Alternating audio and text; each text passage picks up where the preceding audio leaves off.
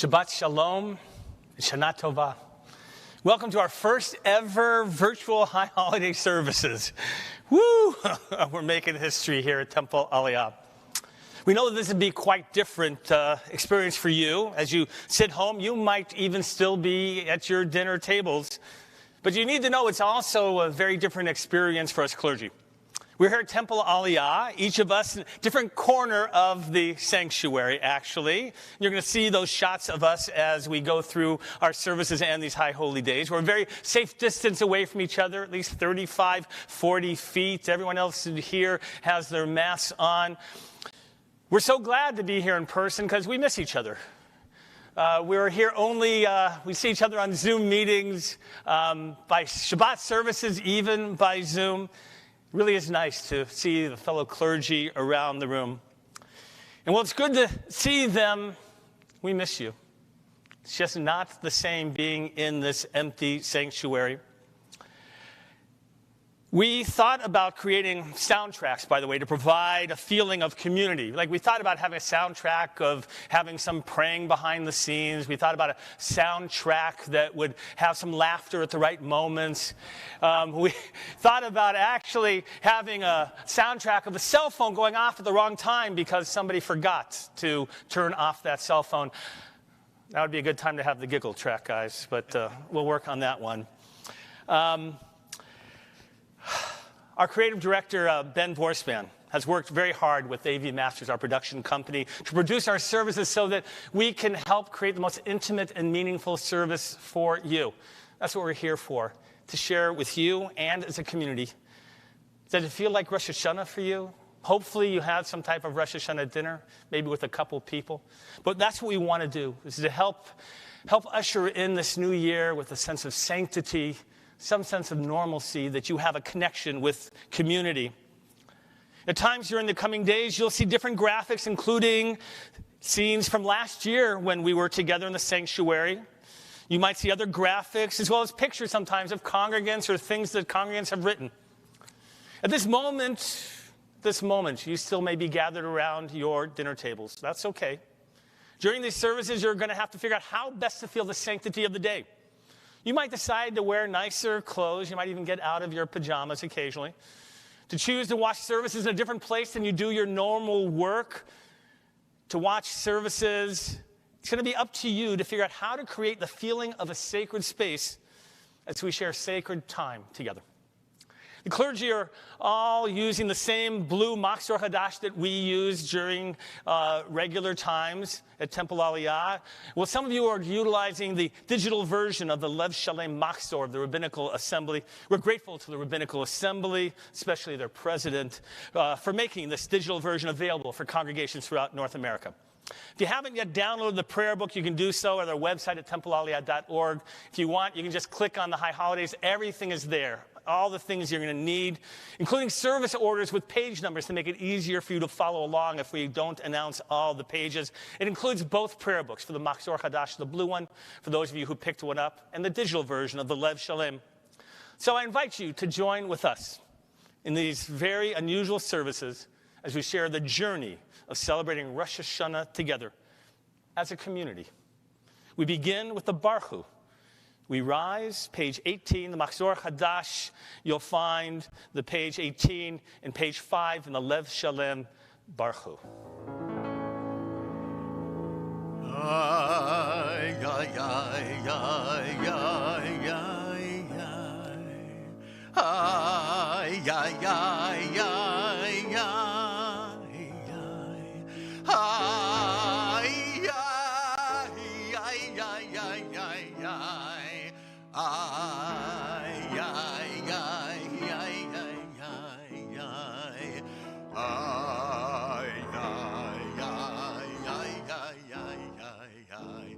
Barechu et Adonai Hamevoch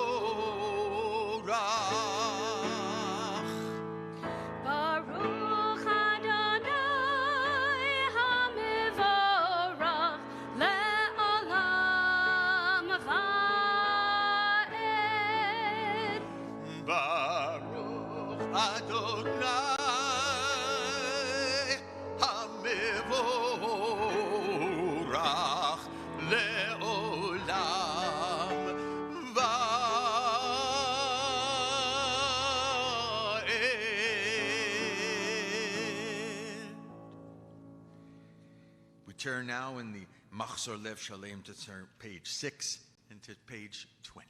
You may be seated.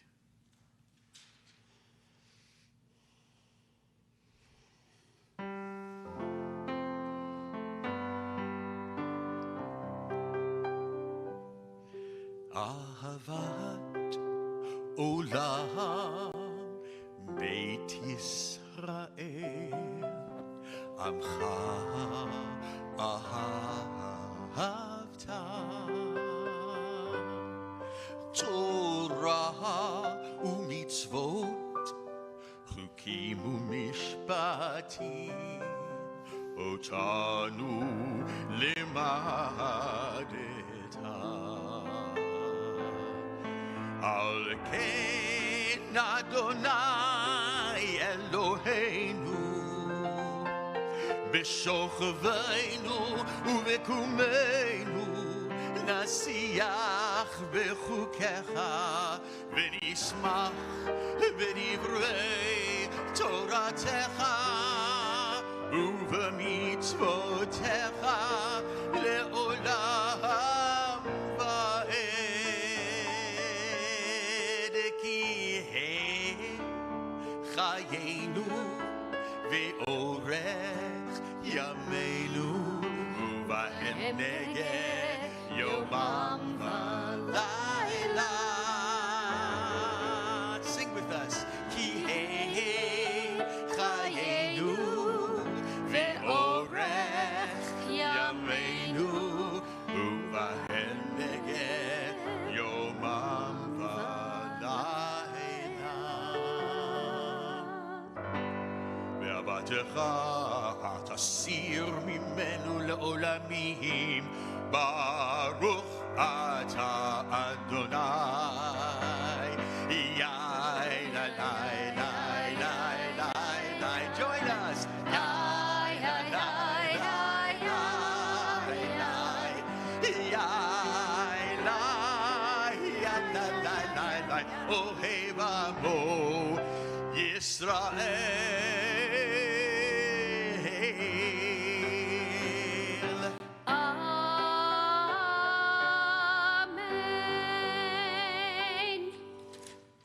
Shabbat Shalom and Shana Tova. I want to invite you to take a moment, close your eyes, take a deep breath, listen to the quiet around you. Notice what noises you do hear. Do you hear noise coming from another room in your house or noise coming from outside? Register those noises and then put them aside. Listen to the quiet. Tonight, the beginning of the High Holy Days, we sometimes call the High Holy Days the days of awe. They're called the days of awe because we're supposed to open ourselves up to that which is awesome, awe-inspiring, sometimes even terrifying. And that requires listening, really listening. Listening to ourselves, listening to our loved ones, listening to our prayers. All of that begins with the Shema. And to remind us that the Shema is all about listening, we'll begin with Listen, Israel.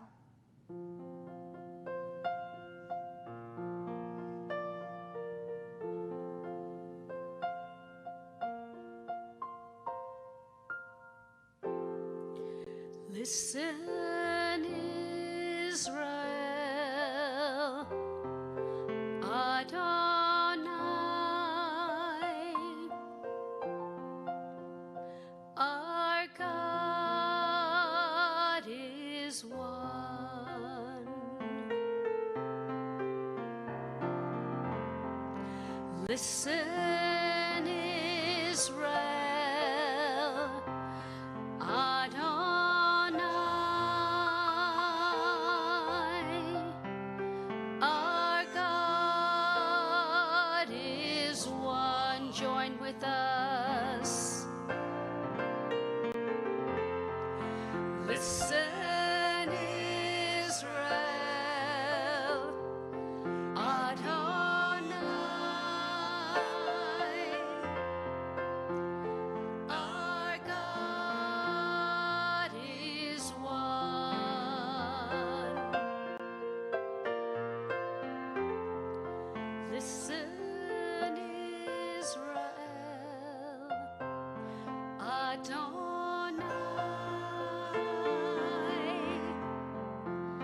Our God is one. Shema Yisrael Adonai Eloheinu Adonai Echad. Shema Yisrael Adonai Eloheinu Adonai Echad. Shema Yisrael Adonai Eloheinu Adonai Echad. Shema Yisrael Adonai Eloheinu Adonai Echad. Listen, Israel, Adonai,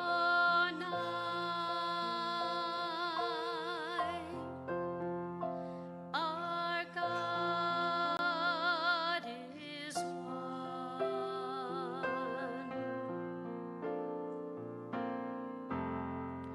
Listen, Israel,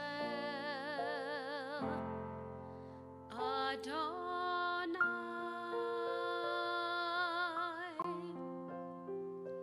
our God is one.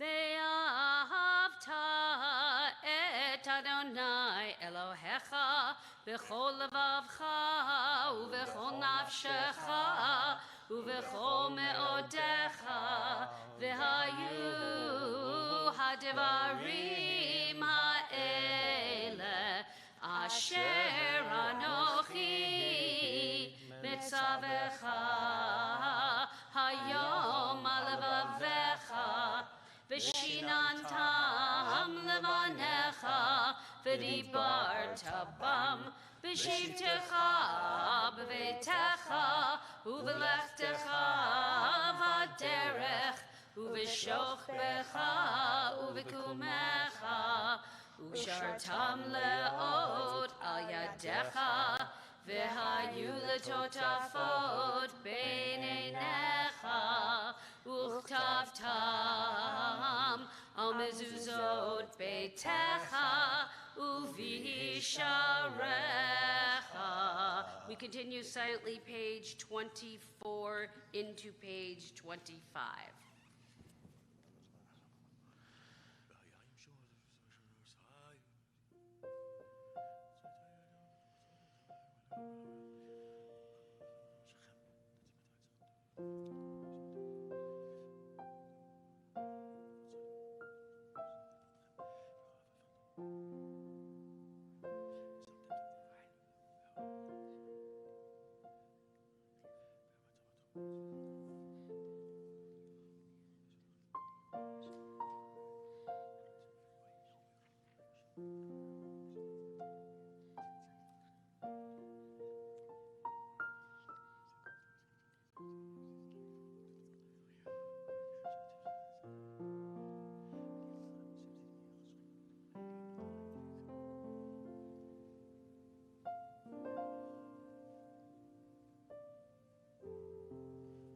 Adonai Elohechem emet. We continue now on page 8 in Machzor Lev Shalem and 28 in our Machzor at the words Umalchuto. Umalchuto b'ratzon kiblu alehem Moshe uvnei Yisrael lecha anu shira v'simcha rabba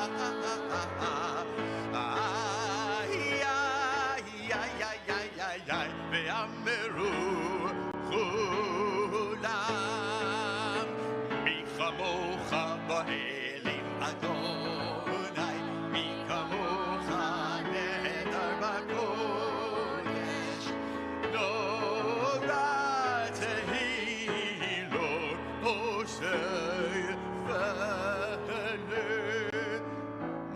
לך, ראו בניך, בוקי הים לפני משה.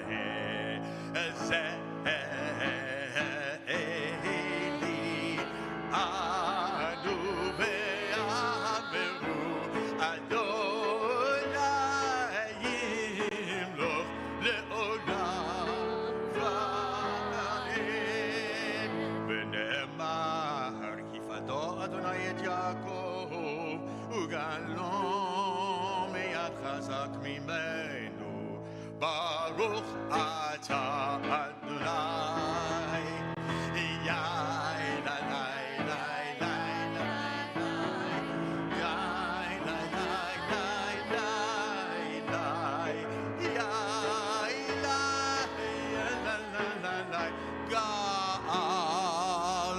ישראל.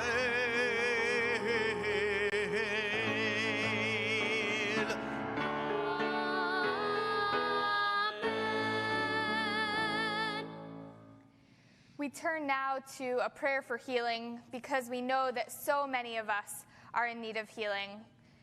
Whether you need physical healing, spiritual healing, emotional healing, whether you need healing from the coronavirus or from something else, whether you're thinking of someone who's in need of healing, a loved one, let's call those people to mind. Let's join together for Rifa'enu.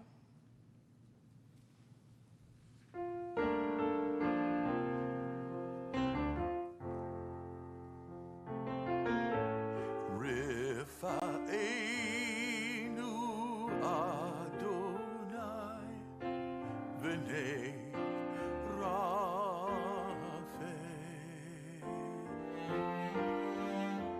God, only you can bring true healing, and so we pray. Baruch atah Rofei Cholei Amo Yisrael. Blessed are you, Shechinahu, restores our loved ones, heal our people speedily in our day.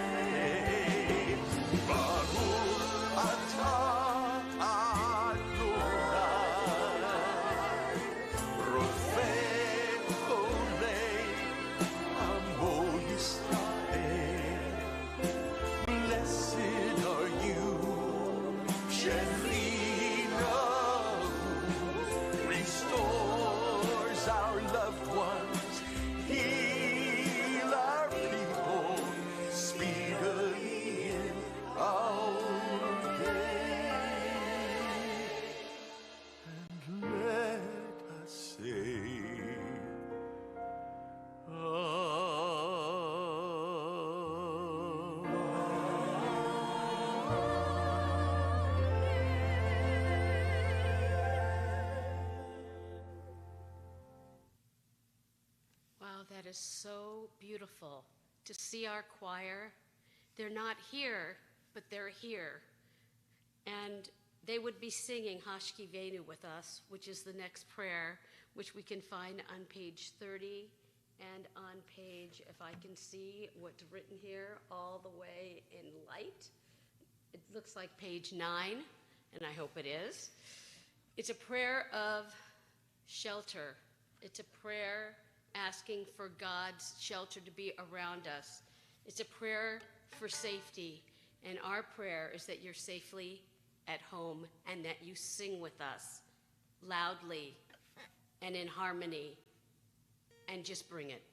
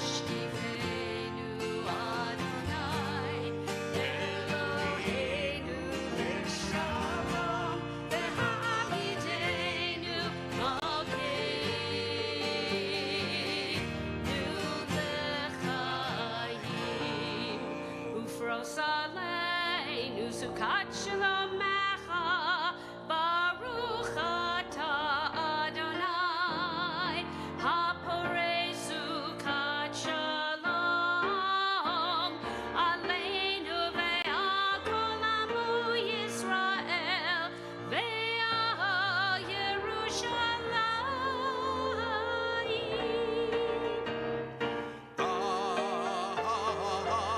Amen. So it's Shabbos, page 33, page 9, Vishamru. Vishamru b'nei Yisrael et haShabbat, la'asot et haShabbat לדורותם בברית עולם. Vishamru b'nei Yisrael et haShabbat, la'asot et haShabbat לדורותם בברית עולם.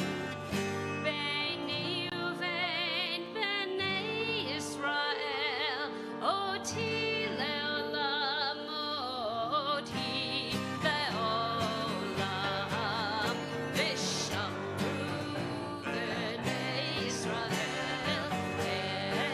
את השבת, לעשות את השבת לדורותם בברית עולם.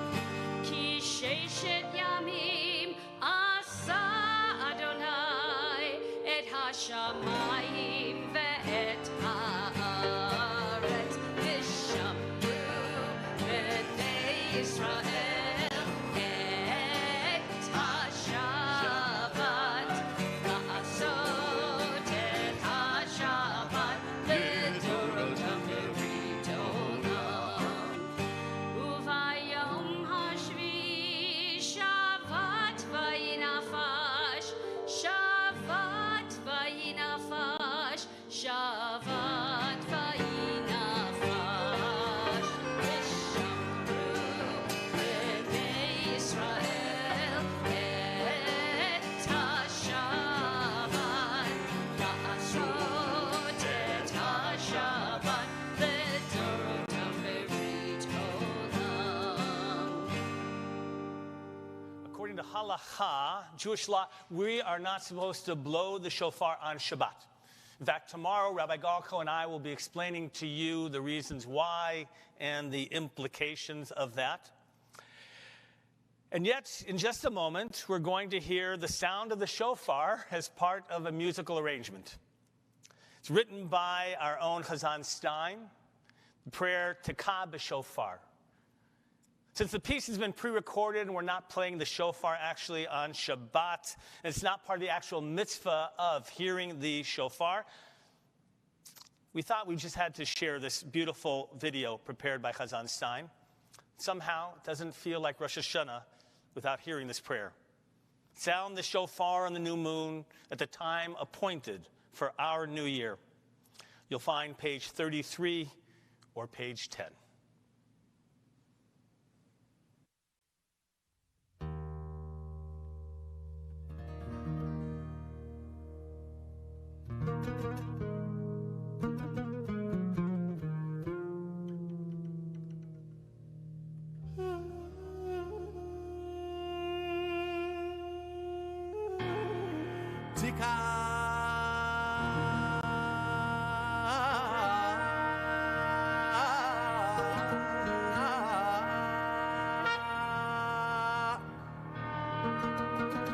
Tekah b'shofar gadol,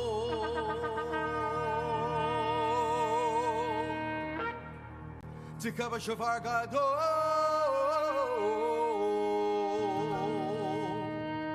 לחירותנו.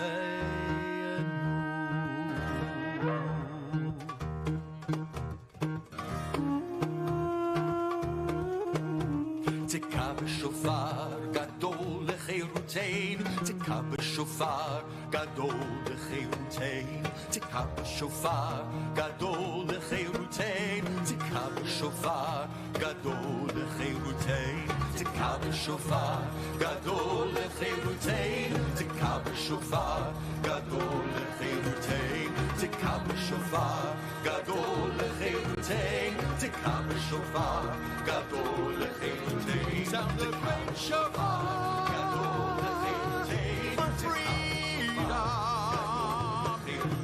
sound the great shofar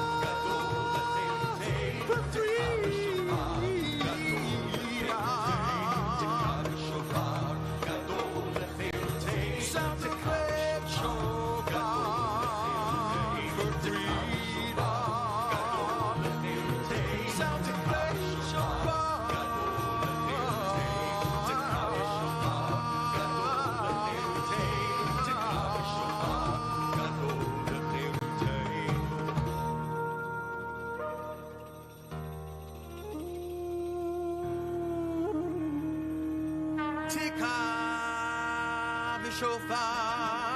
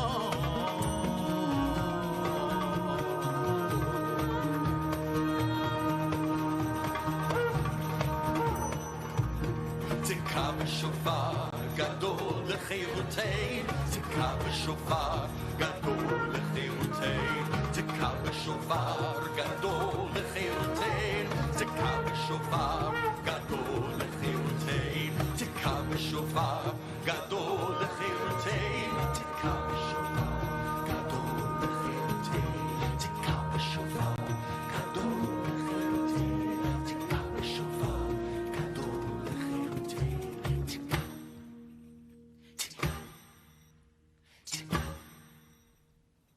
Hassan Stein, what a beautiful video. Just that the sound of the shofar calls out for our freedom, and those images were just so beautiful and evocative. It should be God's will that the sound of the shofar should bring out freedom for everyone, everywhere. It's beautiful. Amen. So, in our kitchen at home, my kitchen and Rhodey's at home, hangs a large clock over the sink. You can't miss it. It's the first thing that you see when you walk into the kitchen. It's a large round clock with thick black hands that share the time. The only other way to tell time in our house is from a small clock on the microwave or one or two other places around the house. It's a clock in the kitchen that has kept time for our family. Well, sometime towards the end of March, a little bit after the pandemic had started, the clock started to slow down. It wasn't keeping time. So I knew it was time to replace the batteries. So I took down the clock. I replaced the AA battery. I put it back up on the wall as a place of prominence. And within a day, it became clear that it was running slow again. So I hopped up onto the sink, which I have to do in order to get that clock, and I took it down again, and I have a little machine that helps me tell if the batteries are working, and I checked that that battery was working. So I put it back in and set the clock again. But very soon, it wasn't telling the right time again.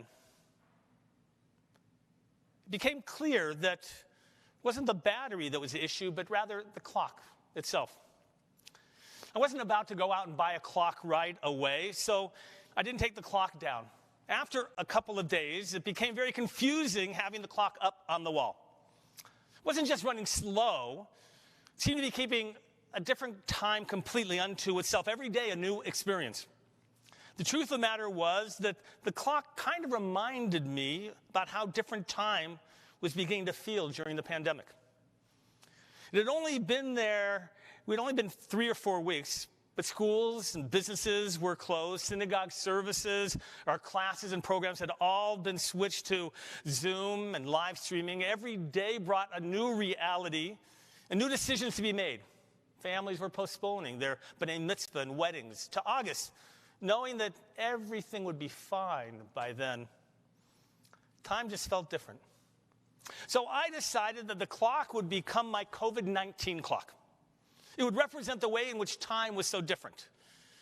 Rhody wanted nothing to do with my craziness, and she directed me to go and buy a new clock. It was just too confusing. There was no way to figure out the actual time. You couldn't subtract or add anything because every day seemed to function differently. It had its own time. Rhody was adamant that it was just too difficult to have the clock hanging in the kitchen because it confused her about being on time. I asked her, do you have somewhere to get to on time? Well, our first instinct was to look at the clock. That would lead then to the question, what time is it really? And then we'd look at the microwave clock or look at our watch, or phone, and we'd find out what the real time was. It was the perfect way to acknowledge that the rhythm of our lives had changed. Somehow I convinced Rhody that we would keep the clock with its own sense of time for the duration of the pandemic, which wouldn't be long. In a great act of love, only reflected in 36 years of marriage, Rhody agreed, and she let me keep the clock. I never imagined that 5 months later we'd be 6 months into a pandemic. But I guess I'm committed now. Or maybe I should be committed. Tonight we celebrate the beginning of the Jewish year, 5781. But could it really still be 2020? Isn't it at least 2021, maybe 2022? Time has been turned on its head. What does our tradition teach us about time? Torah begins with the story of creation. At the end of the story, at the very end of the first day of creation, we read, there was evening and there was morning the first day. The Jewish day begins with nightfall, an event that can be determined by the human eye. To determine the beginning of a new secular day, you have to look at your clock and see when it hits exactly midnight. Jewish time has always been in touch with nature. To determine a new month, one only need look up in the sky and to see a new moon, or any phase of the moon to know exactly what day of the Jewish month it is. For a true student of Torah, reading the opening verse of creation, the question must be asked, how can there be evening and morning on the first day if the sun isn't created until the fourth day? Have you thought about that question before? Well, leave it to the rabbis, like the medieval rabbinic commentator Rosh, who suggested that the sun was actually created on the first day, but it wasn't actually put into its orbit until the fourth day, which means that the first 3 days of creation, therefore, didn't necessarily follow the 24-hour rotation of the earth. From the story of creation, we learn that time is not as objective as we think. The fact that the rabbis established a calendar in which creation is dated back 5,781 years, when we know that the origins of our universe are billions of years old, reflect the idea that we should not take biblical time literally.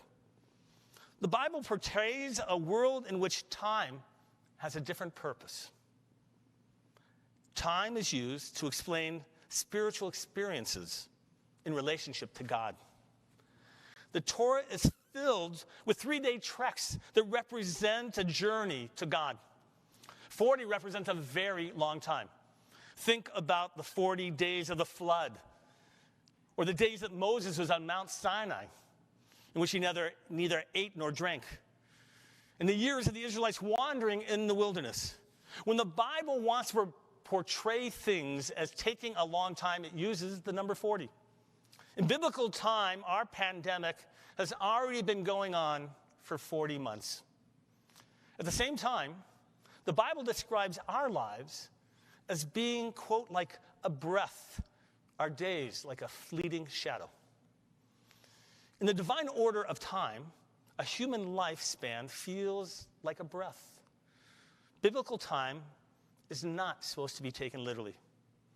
If you want additional proof that the Torah doesn't always understand time to be objective, just look at how long some of the biblical characters lived.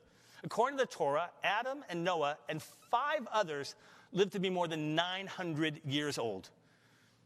We don't imagine that those years were intended to be taken literally as 365 days each.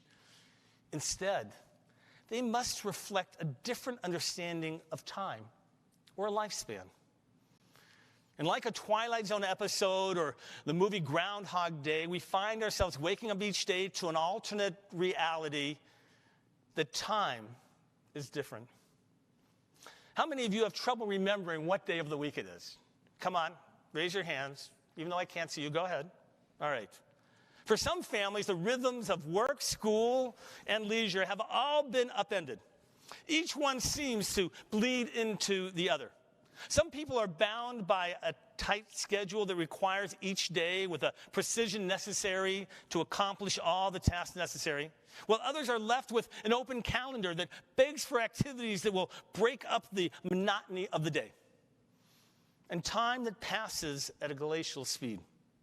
No matter which group you belong to, time is running differently. It is a human need to mark the passing of time. That's why sensory deprivation and solitary confinement and windowless cells are cruelest of punishments. It deprives us of the ability to sense the passing of time. I learned early on in the pandemic that I would never survive on the space station. Not going to happen. And solitary confinement, forget it. It was only later that I understood the reason for the regularity of meals at camp.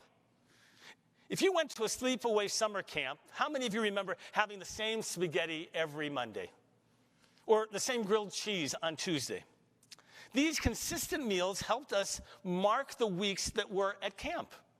We simply replaced the names of the days from Wednesday to Hamburger Day. Or Thursday was Fish Stick Day. After 3 hamburger days, you knew the camp would be coming to an end soon. Unless you've set up a meal schedule like camp, you may be having a hard time knowing what day of the week it is. Therefore, we have a new day of the week, and many of you know this.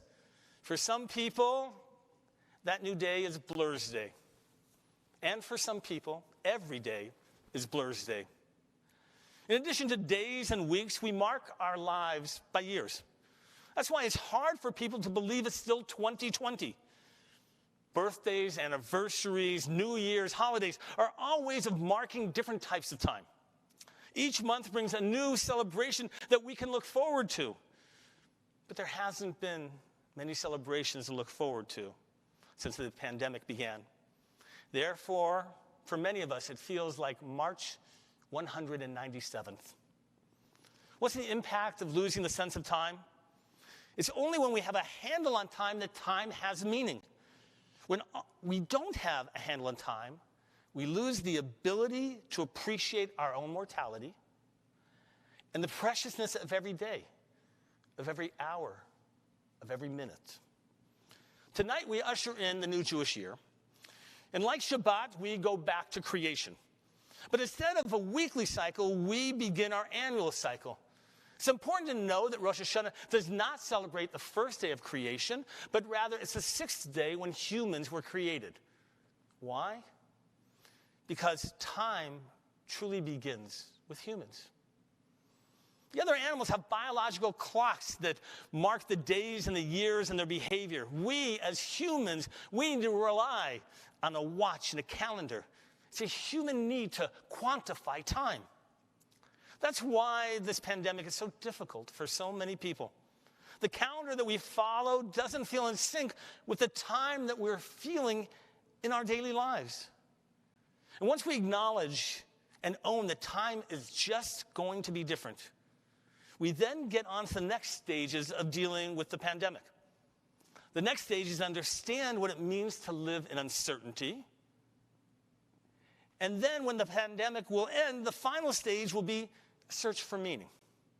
I'm going to be exploring the theme of uncertainty tomorrow. And then on Yom Kippur, I will be talking about the search for meaning.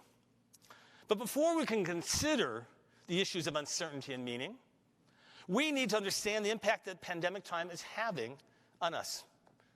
The pandemic impacts people differently depending on their life situation.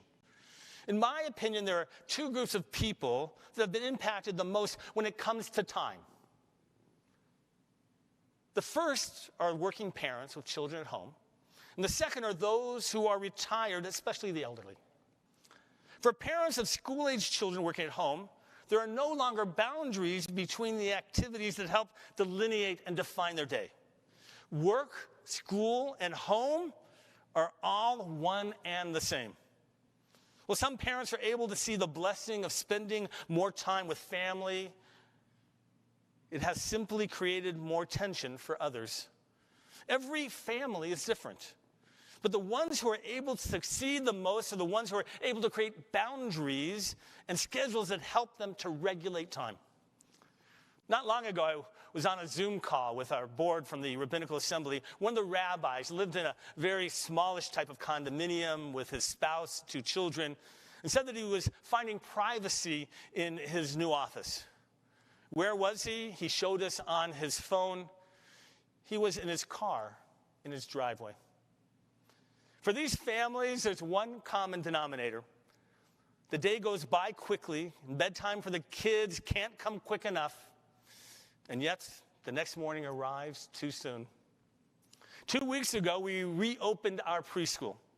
Parents dropped their children off for the first day of school in almost 6 months. Some were dancing for joy, while others shed tears of relief. One parent said to me, "I now have 4 hours to myself. I wonder what I will do." This parent hadn't had alone time for 4 hours in 6 months. For retirees, especially the elderly, the challenge is how to fill a day with meaningful activity when you're the most vulnerable to COVID-19 and hence cautious about going anywhere. No movies or malls or meals in restaurants to break up their days. It's easy for boredom and even depression to set in. In my discussion with these individuals, I found that those people who create daily schedules of reading and cleaning, eating, and other activities are surviving the best. And those who feel that they've accomplished something, at least one thing every day, they're the happiest. The common denominator of all those who are surviving the pandemic best is that they are able to distinguish one day from another, trying to avoid feeling like it is Blur's Day. How does our Jewish tradition help us deal with the problem of time? The Jewish antidote to Blur's Day is Shabbat. When looking at how Jewish tradition recorded time, it's fascinating that the names of the days of the week retain their biblical designation of Yom Rishon, Yom Sheni, Yom Shlishi, first day, second day, third day, a designation that remains until today. Each day of the week harkens back to a day of creation and an appreciation. We appreciate our lakes and rivers that provide the water necessary to live. Gratitude for the bounties of the earth that provide the raw materials for us to build. And on the other hand, nutritious, rich soil that helps to grow our necessary food. I love that Judaism, the rabbis, kept those original names of the days of the week. We count them from 1 to 6, and then we celebrate the only day of the week that has a name, Shabbat. From the very beginning of time, the Jewish week is laid out so that it revolves around the sacred day of Shabbat. We remember each day for its unique creations and focus on Shabbat as the pinnacle of creation, the day on which we dwell with nature rather than trying to conquer it. I've been surprised to hear how many people have begun to bake challah and light Shabbat candles and other rituals of Shabbat, trying to clearly delineate time. For these individuals and families, they're looking to have a special day to help them make time special. Shouldn't be a surprise then that we have people logging on to a new Aliyah tradition. It's a ritual of lighting candles on Friday night. Some people who never lit candles before and others who previously did so alone now gather together to mark the beginning of Shabbat. It's no longer Blur's Day. It's now Shabbat. The first time that the word kadosh is used in the Torah is in reference to Shabbat. Quote, God blessed the seventh day and made it holy. Kadosh. Shabbat is the model of how to make time special. It was Abraham Joshua Heschel who described Shabbat as a palace in time. What can we learn from Shabbat? We can learn the lessons of how to make a day special. Instead of separating the one day of Shabbat from the other 6 days, we must try to find specialness in each day now, during this pandemic, to make sure that each day brings something different. And so, need to find activities from the pre-pandemic times that differentiate one day from another. Thursday doesn't have to be fish stick day. Instead, it could be connect with the out-of-town family day or Torah study day. In truth, we're being forced to turn every day into a Shabbat, a day of distinction that stands out from the day before and the day that will follow it.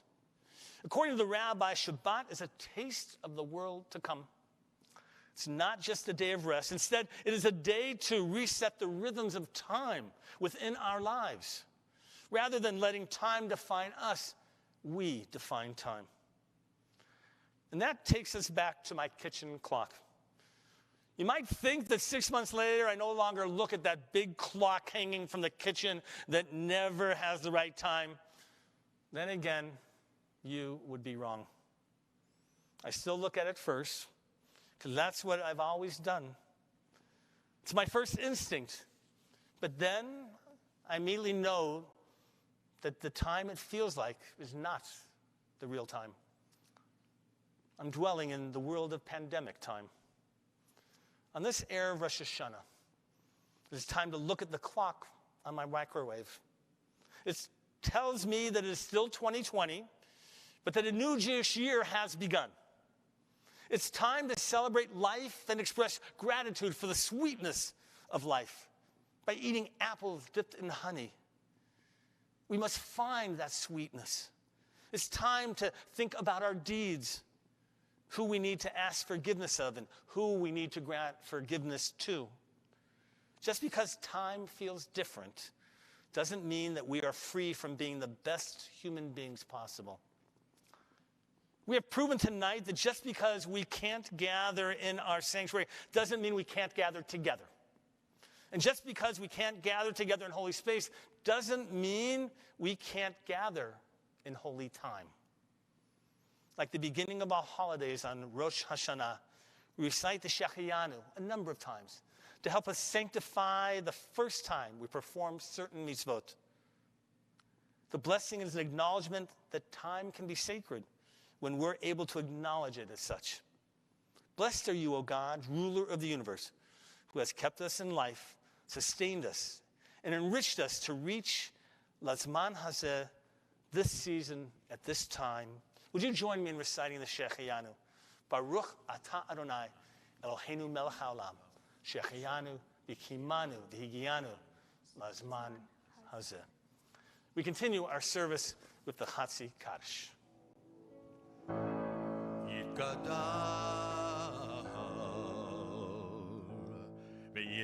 ויתקדש שמי רבה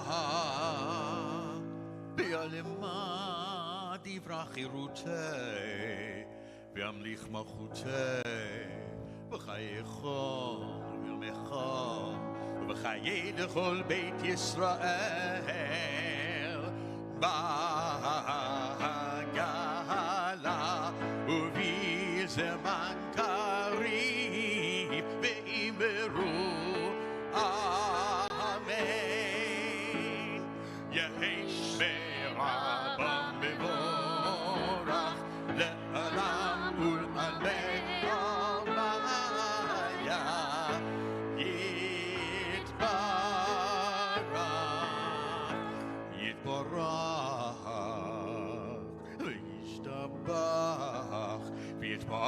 Roma v'yetnasei Yitadar v'yitalev v'yitalal Shmei dekudesha Brichu Leila u'leila Mikol birchata v'shirata Tushvechata v'nechemata Damiran be'alima v'meru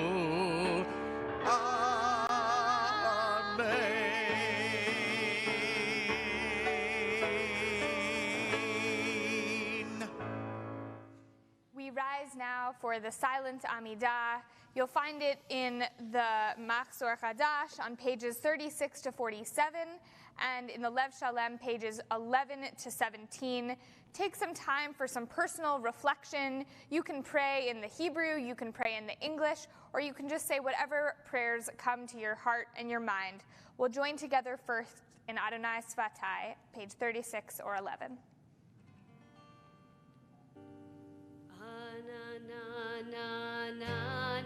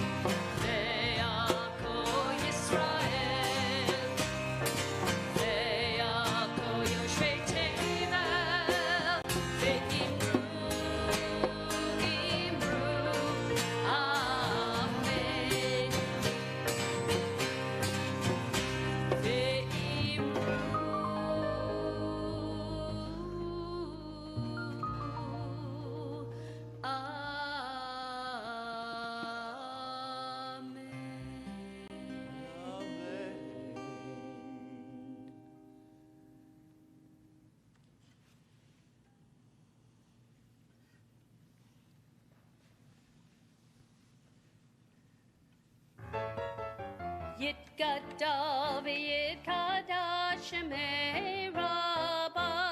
אמן. בעלמא דברה חירותי וימליך מלכותי.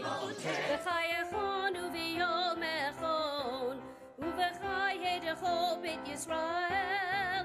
בעגלה ובזמן קריב. ואמרו אמן. יהי שמי רבה לברך לעולם עולמי עוליה.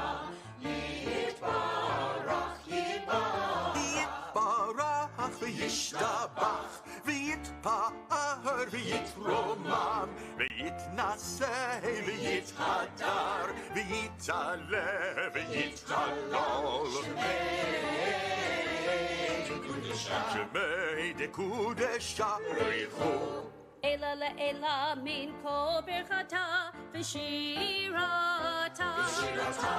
תושבחתה ונחמתה דמירן בעלמה. תושבחתה ונחמתה דמירן בעלמה. ואמרו אמן. תתגבר צלות הון ובאות הון בכל בית ישראל. קדום אבוהון די ושמיה די ושמיה די ושמיה. ואמרו יהי שלום רב מן שמיה וחיים וחיים עלינו עלינו ויעקב ישראל ויעקב ישראל. ואמרו עושה שלום במרומיו הוא יעשה שלום עלינו עלינו והכל ישראל. ואמרו אמן. Wow, isn't that so much fun? And I can see everybody in there just smiling and clapping and just feeling good. And we feel good, we miss you, we know you're here, we feel you're here, and we're going to sing Aleinu, and we know that's one that you sing out. So sing out. Sing it with me, sing it with us. Page 58 or page 25, please rise. Aleinu l'shabeach ladon hakol, latech gedula leoser breshit, shelo asanu ki goyeh ha'arason, velo samanu kimishpechot ha'adama, shelo samchel kenu lahem, vekor aleinu kechol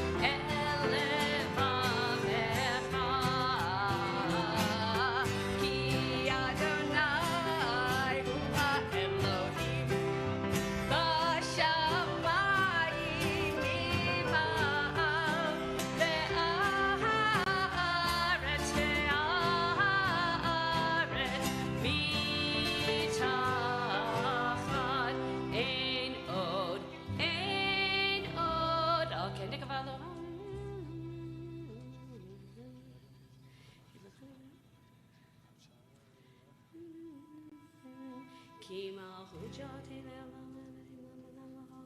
Kakatu b'Torah tech Adonai loch le'olam va'ed v'nemar Hayah Adonai le'melech al kol ha'aretz vayom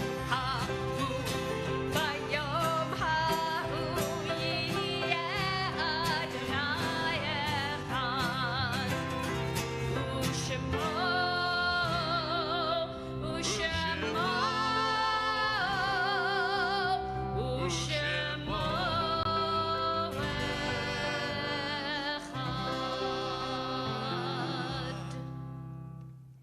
We turn now to the Psalm for the Season of Repentance, which can be found on page 66 and 27. We'll hear a portion of it now. Achat Sha'alti.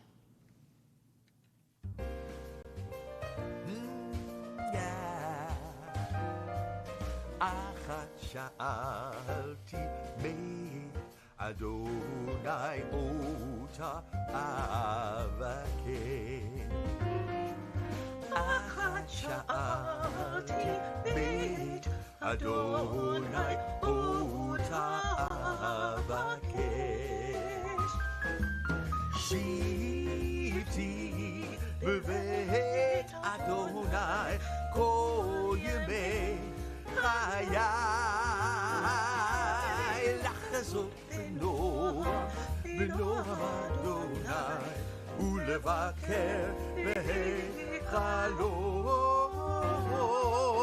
lachazot b'noam Adonai ulevaker b'heichalo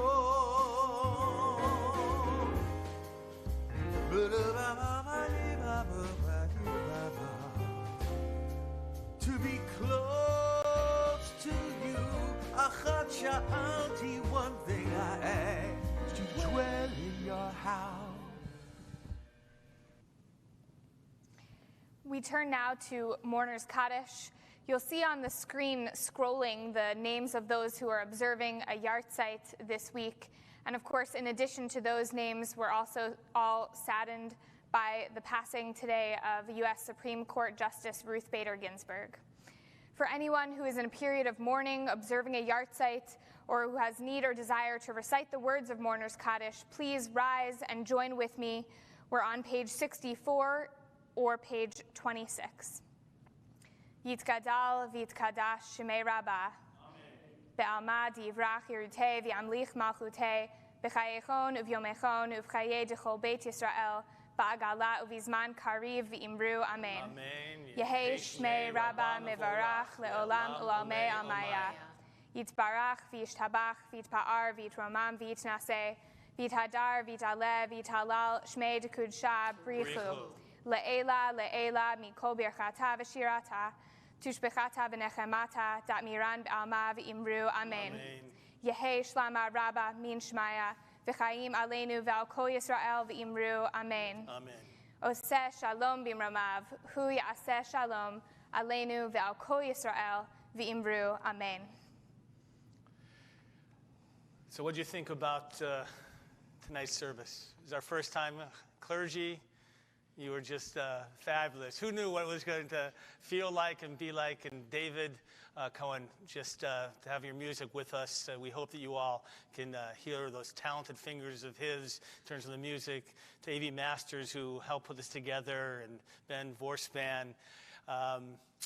You know what? The fact that we're in your homes and sharing with you wherever you are helps us feel connected. We certainly miss you all. It's my tradition to try and save a special story for the end of services. Usually, by the way, it came about trying to get everybody to stay to the end of services. That's how it all started, by the way.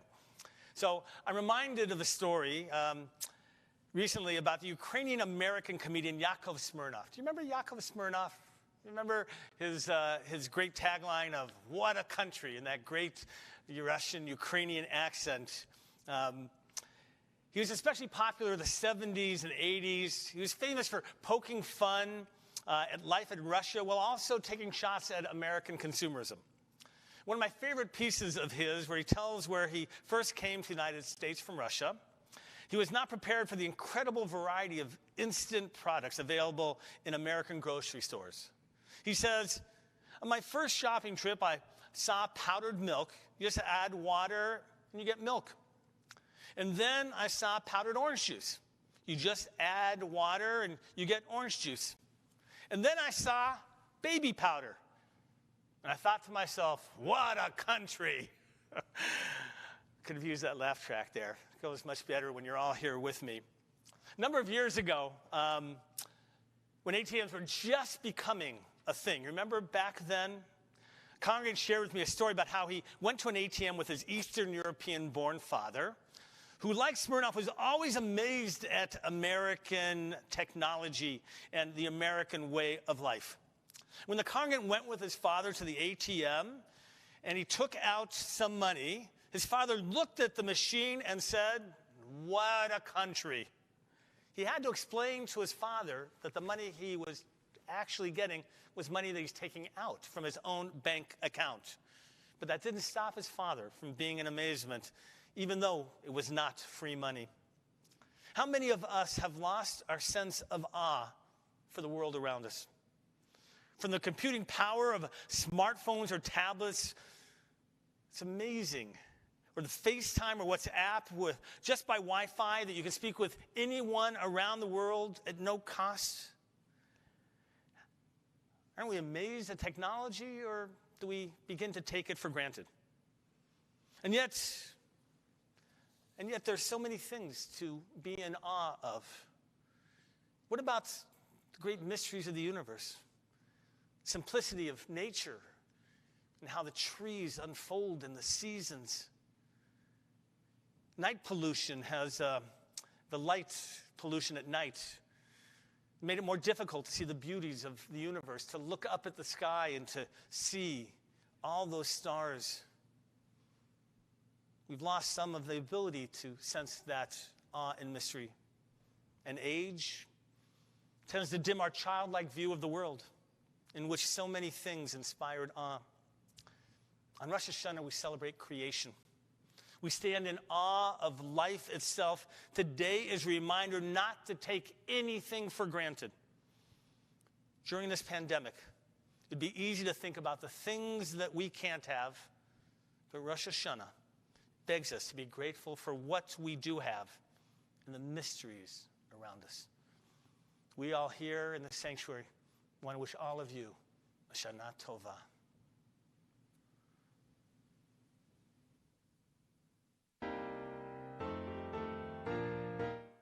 לשנה טובה תקצר